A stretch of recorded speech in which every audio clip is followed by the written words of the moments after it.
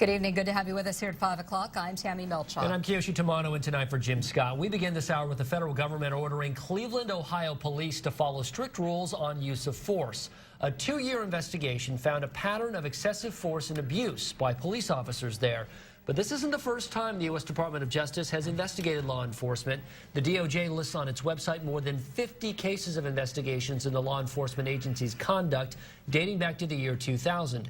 In one of those cases is against the Bakersfield Police Department. 17's Kristen Price in studio now with details on that. Kristen.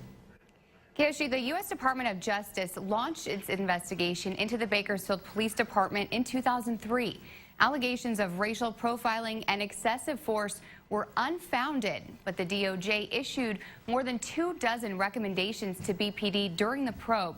In Cleveland, the federal government found a pattern of excessive force and civil rights violation. The settlement in Ohio comes a few days after a judge acquitted a Cleveland police officer in the 2012 deaths of 2 unarmed motorists during a chase. A 105-page consent decree lays out reform for Cleveland police, including new crisis intervention training, changes in use of force policies, prioritizing more diversity on the force, and a commitment to bias-free policing.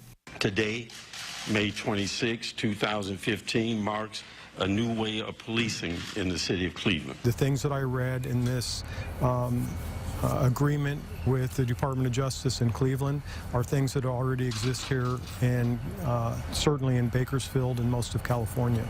The Department of Justice issued recommendations in 2004 for Bakersfield Police on its written policies.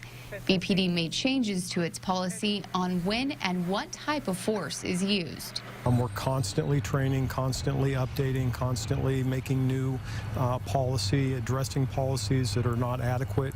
The DOJ closed the case in 2008.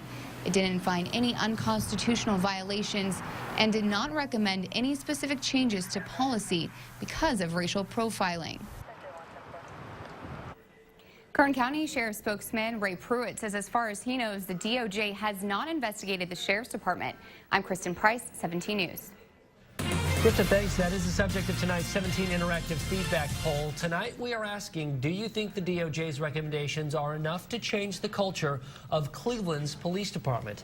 Call or text us at 888-4617. Press 1 if you think the DOJ's recommendations are enough to change the culture of the police department in Cleveland. 2 if not. You can also tweet, email, or Facebook your comments. Once again, our interactive feedback phone line, 888-4617. We'll air some of your comments and have the first results from tonight's poll coming up at 5:30.